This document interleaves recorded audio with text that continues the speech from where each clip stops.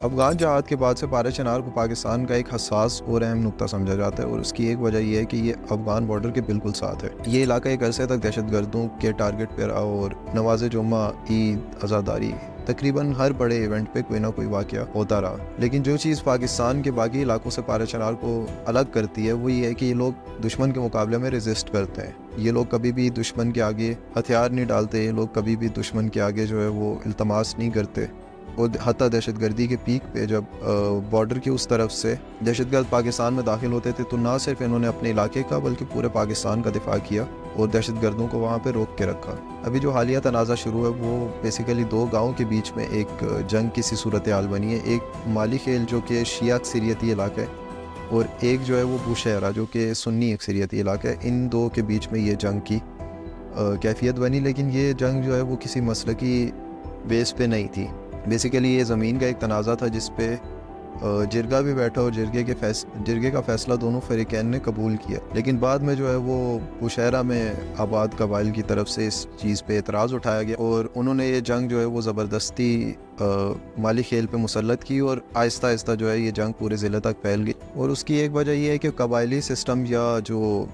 ابھی بھی وہاں پہ جو سسٹم رائج ہے اس میں جب کوئی لڑائی ہوتی ہے تو وہ ایک فرد یا ایک فیملی تک محدود نہیں رہتی۔ اس میں ظاہر ہے کہ اگر دو لوگوں کی جنگ ہے تو وہ دو قبائلوں کی جنگ ہے، اور وہ جنگیں کئی عرصے تک چلتی رہتی ہیں، اور ان میں سینکڑوں لوگ اسی طرح قتل کیے جاتے ہیں، اور نقصان جو ہے وہ دونوں سائڈ پہ حد سے زیادہ نقصان ہوتا ہے۔ اب یہ ساری چیزیں اپنی جگہ، لیکن سوال یہ اٹھتا ہے کہ کیا پاکستانی حکومت اور پاکستانی اسٹیٹ ان علاقوں کو پاکستان کا حصہ سمجھتی ہے یا نہیں؟ کیا ہم میں سے کوئی یہ توقع کر سکتا ہے کہ کراچی میں، لاہور میں، اسلام آباد میں کوئی اس طرح کی چیز ہمیں دیکھنے کو ملے گی کہ دو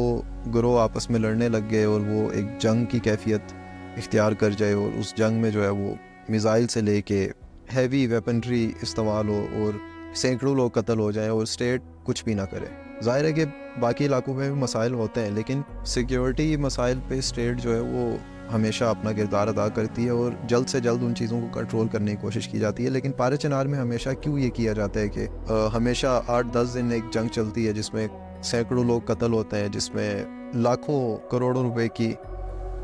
پراپرٹیز کا اور باقی چیزوں کا نقصان ہوتا ہے، بزنس رکتا ہے، شہر بند ہوتا ہے، انٹرنیٹ بند ہوتا ہے، اور اس کے بعد اسٹیٹ انٹرفیئر کرتی ہے اور اس جنگ کو روک دیتی ہے۔ یہ 8-10 دن کا ہمیشہ انتظار کیوں کیا جاتا ہے، یا حتیٰ اس سے بھی زیادہ بعض وقت؟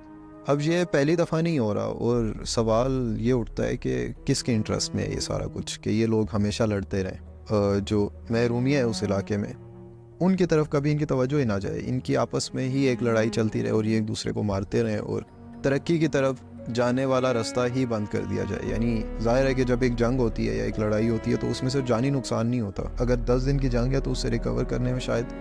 1 سے 1.5 سال کا عرصہ لگتا ہے، اور جیسے ہی وہ ریکور ہونے کی طرف جاتا ہے تو دوبارہ ایک نئی جنگ شروع کر دی جاتی ہے۔ تو یہ سوال ہمیں سب سے کرنا چاہیے، ہمیں اپنی حکومت سے، اپنی اسٹیٹ سے، اور جتنے بھی ان علاقوں کے ذمہ دار لوگ ہیں، ایم این ایز ہیں، جو ایم پی ایز ہیں، ان سے یہ سوال کرنا چاہیے کہ کب تک یہ چلے گا، کب تک جو ہے وہ اس خون کو ایک سستے خون کی نظر سے دیکھا جائے گا۔ یہ مسئلہ شیعہ سنی کا نہیں ہے، اور اس مسئلے کو اس ڈائریکشن میں لے کے جانا انہی لوگوں کے انٹرسٹ میں ہے جو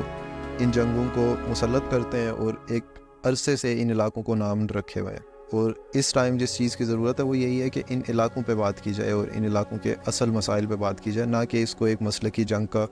عنوان دے کے اور ہمیشہ کی طرح ایک ہائپ بنائیں اور پھر اس کو ختم کر دیں۔ اس طرح سے یہ مسئلہ کبھی بھی حل نہیں ہوگا۔